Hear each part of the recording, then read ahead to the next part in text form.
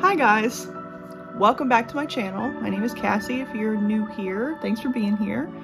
It's been a little bit since I gave you an update other than through my podcast, but just like a general chill, whatever, regular video. It's been an interesting few months, and if you want to hear like in depth about kind of like how this year's been for me and the severe burnout I've been dealing with, I do talk about that pretty extensively on my podcast, Keeping Myself Alive, which is right here on this channel if you'd like to check it out. It's also on audio podcast platforms, Spotify, Apple Podcasts, all that stuff. But yeah, it's been just a kind of quick overview of what's been going on in my life. I reached a point of severe burnout in February of this year. And is it general burnout? Is it autistic burnout? Is it ADHD related? I don't know. But I know that it has been one of the weirdest periods of my life. I feel like after going for over a decade, everything came screeching to a halt. And I had to take a break in order to protect myself and take care of myself because I was really afraid that I was going to end up like in the hospital if I just kept going the way that I was. It was getting really, really bad. And so much of my burnout recovery, it's looked a little weird, and it's going to sound weird when I describe it, but the burnout recovery, it goes in waves. So it just goes based on, and this is through working with my therapist. I'm not just doing this by myself. It's really based on how I'm feeling day by day, like literally taking it one day at a time. And for the first like 2 weeks, when I had to like sit down and actually take a break, I did quite literally nothing. I slept a lot. Like I felt like my body was recovering from years and years of just, I don't even know how to put it into words. Overworking myself, being like constantly available for everybody else, working myself to the bone for someone who doesn't care about me, and there's no financial reward to working hard, so why am I doing it? I was being exploited pretty heavily. And if anybody who knows me in real life or who knew me 2 years ago but hasn't talked to me since then, they don't know me anymore. Like I'm a different person, and that's a good thing. I never want to go back to being that person who was exploited, who was taken advantage of, stepped all over, treated just like, I am very, very good at masking my struggles and my emotions. So in the workplace in particular, I'm very good at just blending in and appearing like I'm holding it together and I'm doing fine just like everybody else. But the truth is I'm literally like hanging on by a thread, falling apart. But I never want to let anybody know that. I never want to show weakness. I never want to, disappoint anybody. I'm a huge people pleaser. It's something I'm really working on. And I have been going through a sort of transformation in order to preserve my sanity and to take care of myself and my family. And it has been a really hard road, and it's going to continue to be hard, and it's going to be, I don't know how long it's going to last. I don't know when this kind of weird feeling and everything is going to end, if it ever will. But what I want to say is, one of the biggest things I've learned through this whole thing, through having to be out of work for my disability, because yes, it's a disability. Whether I don't have the diagnosis on paper for autism. I don't have the diagnosis for ADHD. But I do have the diagnoses for generalized anxiety disorder and major depressive disorder. And it is very common for those to be diagnosed and ADHD and autism to be overlooked, especially when you are high masking, like I am. And so, whatever you want to call it, on paper, per the ADA, I have a disability. And that has been something that, like, a few weeks ago, I couldn't even say that. And I've been learning a lot about my own, like, internalized ableism that I didn't even know existed. I'm just being real with y'all. Because at first, I was really hesitant to say, I have a disability. I am disabled. It's still hard for me to say. Because it feels like some sort of failure. But do I think of other people with disabilities, as being failures? Absolutely not. But when it comes to myself, it's just like that acceptance and that realization that, like, holy shit, like, I have a disability. You know? It's been a really weird thing to grapple with, and I have really learned that I have some, I guess, internalized ableism where I'm, like, judging myself for having a disability. I don't judge other people for having a disability, but I've been judging myself. It's been really weird. And so I've been unpacking that and working on that, and it's been a journey, y'all. But what I've started doing, and this is like one of my, if you take anything away from this, this is what I want you to take away. What I've started doing is accepting the fact that I don't need a diagnosis on paper in order to start accommodating myself. So if I am pretty positive that I have ADHD, and I'm pretty positive that I'm on the autism spectrum, why shouldn't I just start accommodating myself and doing things that I know help me to be happier and more relaxed and a better human? Like, why do I need to wait for the piece of paper for me to start accommodating myself? Now, unfortunately, in most cases, in order to get actual, you know, accommodations in the workplace, you have to be diagnosed on paper. And I am diagnosed with generalized anxiety disorder, so that is a disability per the ADA. But I'm talking about things that I've learned over the past few months that are some of my triggers. And again, this has been really eye-opening, learning the different things that actually bother me and make my life really hard, that I thought were just normal things that maybe everybody dealt with, but it's not. And one example is my environment greatly affects my mood and my anxiety. So I had a really weird experience a couple months ago where, you know, I had like barely left the house, you know, in burnout recovery, taking care of myself. And my husband and I had to go pick something up in a store.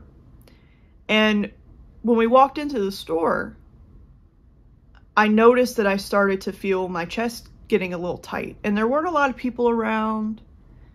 You know, it wasn't anything like that. But I looked around and I noticed the lights were really, really bright and fluorescent. And the floors were white. And the space itself was really big. And I started to like feel my body going into like, you're gonna have an anxiety attack. And so I told my husband I need to go outside for a minute. So I went outside and I realized that's one of my triggers. Bright lights. Good job, brain. You know? Out of all the things you could be afraid of, bright lights. But that it is what it is. Is that a, you know, is this a newfound thing? Is it something I've been dealing with forever? I don't know. I do think that working from home, because I worked from home for a long time, and being able to control, like, I don't have the big light on ever in here. I have a nice lamp, and then during the day I have a window and the sun comes through. I don't have the big light on. So when you flip a switch and you say everybody come back to the office, and I go into that office and there's bright fluorescent lights, I don't do well with that, and I don't do well with transitions. So I'm just trying to accommodate myself and make things easier for myself, and I don't care if it inconveniences people around me. It shouldn't. These are very basic little things that shouldn't affect anybody other than them maybe judging me, but I really don't care. If I need to turn the lights down in my office in order to make me more comfortable, I will. If it is so hot in there that I don't do well with temperature regulation. So when I get too cold, my stomach hurts. This has been my entire life. When I get cold, I start to get a stomach ache and I have to go to the bathroom. If I get too hot, I feel like death and I feel really irritable and I just I can't deal with it. And so if I need to bring a fan wherever I go, I'm gonna bring a fan wherever I go, you know? And these things shouldn't bother anybody else. People might judge me, but again, I don't care. People probably judge me when they see I'm at the point in my life where if I'm by myself, I cannot walk into any place without headphones in, without music in my headphones.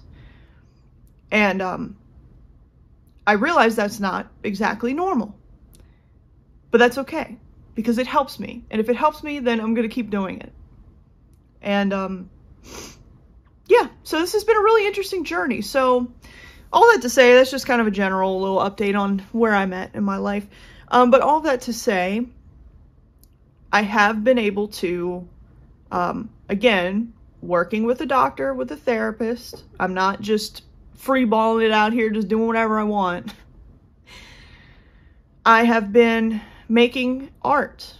Art is therapy. And I have been making art, and I have been making new products I'm really proud of. And I've been lucky enough to get a few orders, and that makes me really happy. But I'll be honest with you, there's a part of me that really hoped that during my burnout recovery that my shop would go viral, or I would just start to really pick up some momentum and start to get a bunch of orders and maybe think about doing that full time. But that's just not in the cards for me right now. Unfortunately, it's very hard for me to accept that. I was really hoping I could if I just work hard enough, I can just make this happen really quickly. And unfortunately, when you're doing things in a way that is ethical and where you're not, stepping on other people and exploiting people and scamming people, sometimes it takes longer for you to be successful. And so I'm proud of where I've gotten with Cassie Makes Art as a brand. I'm not anywhere near where I want to be, but I do think that I'm growing at a pace that is sustainable for me. And unfortunately, that means I need to still have it as a side hustle. As much as I want nothing more than to do it full time, I'm just not there yet. And I hope that you guys can, maybe take some inspiration for that if you're also going through a similar thing. I think, and another thing I've realized is that social media is really bad for me. And I think it's painful to admit it, but I think I am addicted to it. And a big part of that is because I'm always seeking that dopamine, that validation, posting my art and just waiting for somebody, just sitting there refreshing, waiting for somebody to say that it looks good. Waiting for that validation. I shouldn't need that. And it's really bad for me because when nobody comments, it's crushing, And so but at the same time, if I'm running a small business in 2024 where I have an online shop, it's next to impossible for me to grow it without social media. I know other people do it, and they build their email lists, and they use ads, and I know it can be done, but the majority of my orders are from people who found me through social media or through Etsy's marketplace. And so it's really difficult. And I don't have a big following at all. I have less than 1,000 followers on my shop Instagram. On my other Instagram, like my old Instagram, I have like almost 1,600, but I get absolutely zero engagement. Zero. Like, Instagram has completely been ruined, in my opinion.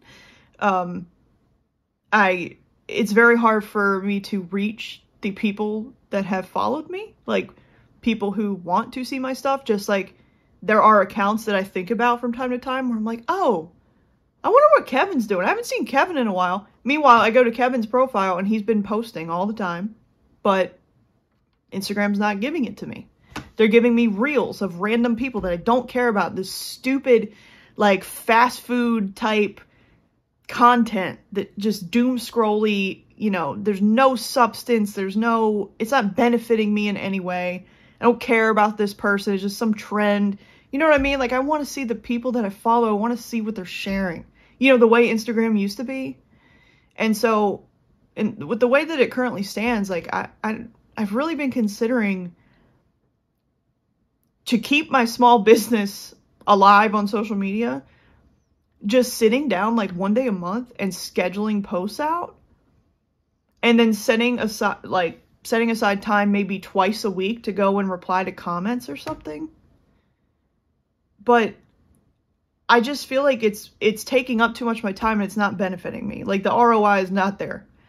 And so that's another thing that I've been working on. And I also feel like, and I said this at the start of 2024, like, 2024, I'm just going to throw everything at the wall and see what sticks. You know what I mean? Everybody says, don't put all your eggs in one basket. Diversify your income streams. So I'm like, all right, I've got Shopify, Etsy. You can purchase through my Shopify store. You can purchase from my Shopify store through Meta, Facebook, Instagram. I didn't do TikTok Shop yet because I felt weird about it. Still feel weird about it. I'm not going to waste my time. But then part of me is like, oh, but am I missing out on a huge revenue stream there? I don't know. I've been trying to make consistent YouTube content, but have been failing miserably. I have been trying to keep my website updated, keep my Etsy listings updated with new photos.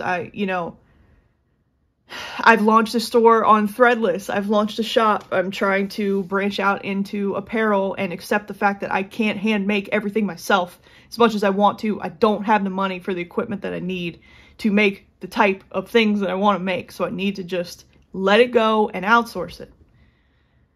And I've been trying so many different things, and yet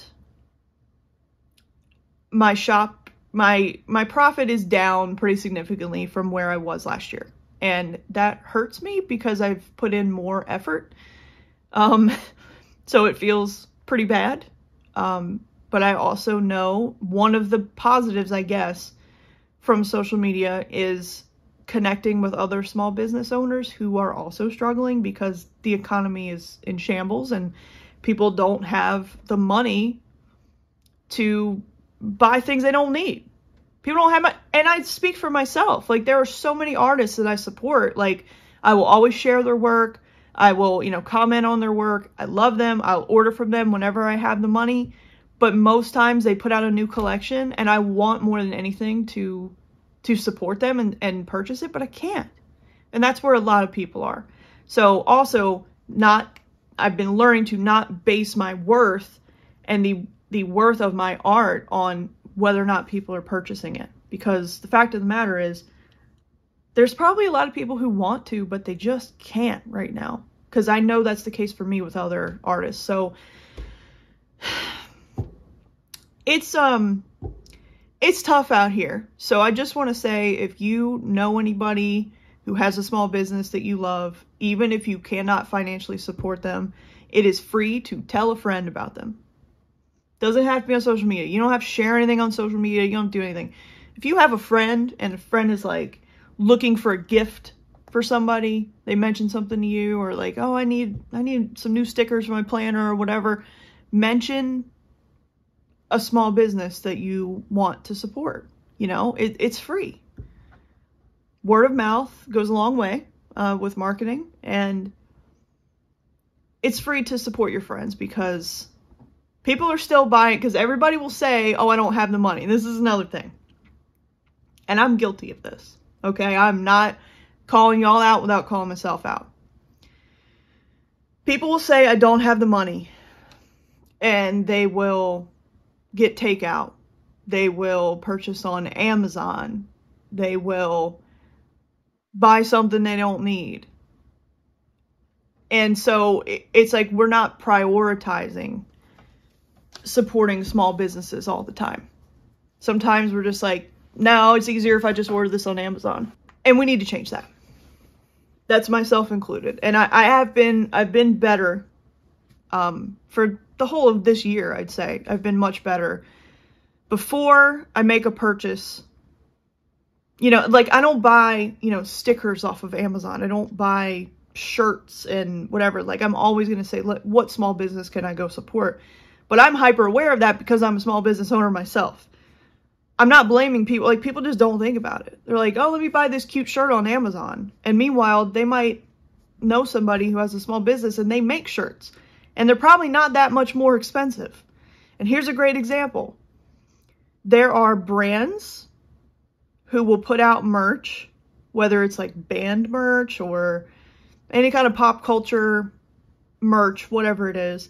And then there are like fans who do fan art and like knockoff merch.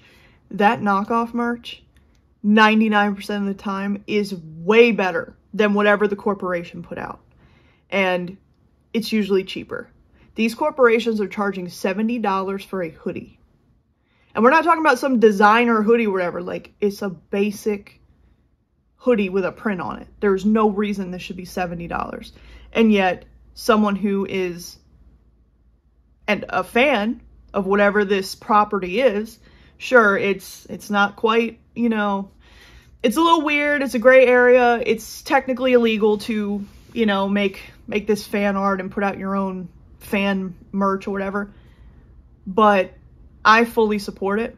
I've always said that. And I think that it's not taking away from the corporation or the IP holder. People are still purchasing that stuff. People are still supporting that IP holder.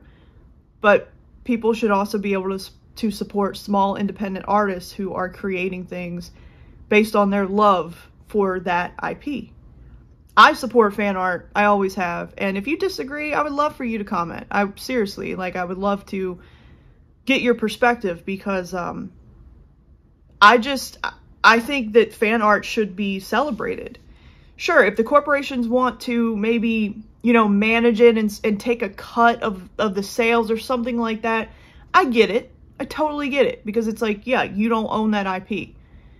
But for it to just, you know, for shops to get shut down and for, you know, people to get cease and desist when it comes to like putting up fan art, even though it's their original creations based on an IP because the fact of the matter is when you're trying to grow a brand, especially when you're an artist and you're getting started online, it's really hard to get people online to even find your original art. What helps you is when people are searching, when people want My Chemical Romance sticker, and then I come up. That helps me. And then I'm hoping that they see that, and then they see my other original stuff. You know what I mean? Like, I want people to come to my shop and see things like this. This is an original painting and design that I did. But it's hard to get people to even see this. Because people want to buy this. And I love that people want to buy this. As an example, I made these.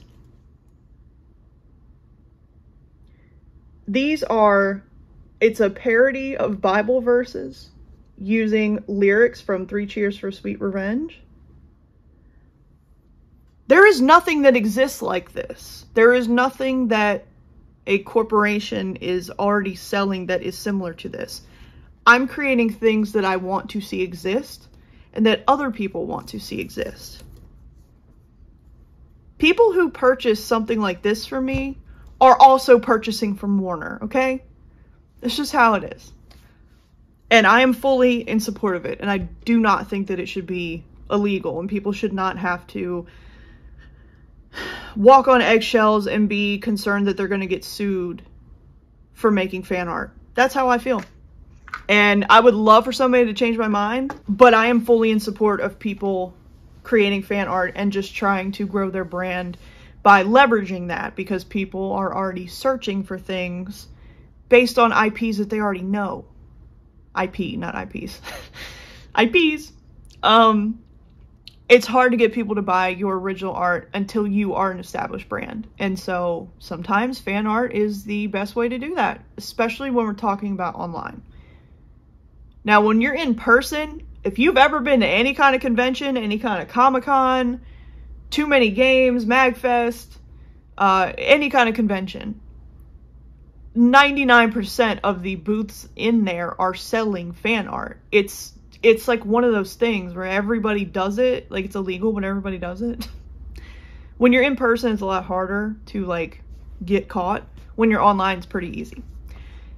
So that's my little rant about fan art. I think that it should be supported. And again, I would not have a problem if the corporations, let's use Disney for an example. If the corporations came in and said, hey, you don't own this IP, you did this painting of Donald Duck, we're going to take, you know, a percentage of whatever sale that you make from it online. Okay, fine. That's fair. That's fair. I just think something needs to be done, because I've seen a lot of people who make beautiful, you know, they make beautiful fan art and it gets removed online because it's based on an IP that they don't own. How am I going to get permission from Disney? I can't even, like, you know what I mean? You can't do it. And companies like Disney and these really huge companies, you know, they don't want you to be making this stuff. Smaller companies, I feel like, are probably just like, they kind of let it go. And a lot of companies do let it go because so many people are doing it. They're not going to come after everybody. And they're like, well, you know, it's not like their profits are hurting. So they're like, yeah, just let it go. But it's definitely a gray area, and it's a little weird. Yeah, it's a tricky one. All that being said, that's my update. And also just want to give a quick plug. I do have some stuff left from my Revenge shop update because Revenge turned 20 and I wanted to do a fan-made merch collection supporting, or in honor of, not supporting, in honor of that album, because that album changed my life and it's my favorite album and I had to make some stuff to celebrate. And again, I'm not copying any kind of merch designs that already exist. I'm doing original things. This is Ray Toro as a ghost, and I have a lyric / Bible verse for every song from Revenge. And I also have just, I think, one of these left. Yeah, one of these. This is a magnetic bookmark. So you boop. And I have a few of these decorative magnets left of the Bible verses. So these are small little decorative magnets. And these are all made here in this room by me. Thank you guys for being here. Thank you for watching. I hope you've enjoyed. If you would like to see where this journey goes and follow me along my journey to becoming a full-time artist, please subscribe. It would mean the world to me. Check me out on socials. I know I just did a whole rant about how I'm going to be stepping back, but I still have a lot of content and I will still be posting. I just plan to be on the platforms a lot less. So if you want to go check it out, you can check out my website, CassieMakesArt.com. I'm also on Etsy. I'll have everything in the description. And again, my podcast, Keeping Myself Alive, which is focused on mental health and the things that make me want to get out of bed in the morning, and just being open and talking about mental health and mental illness and helping in the very small way that I can with my very tiny platform, helping to, you know, end that stigma and let people know it's okay to openly talk about this stuff. So I hope you guys will join me. I'd love to have you. And I hope you have a wonderful rest of your day. And if your day's not going so well, then hopefully, you know, it'll get better. Everything's temporary. So if it's really bad, things will be good again. And if things are really good, soak it in, live in the moment, because unfortunately, life is all about ebbs and flows. Nothing is good forever. Nothing is bad forever. So it's all about balance. Okay, I'm going to stop yapping. Bye!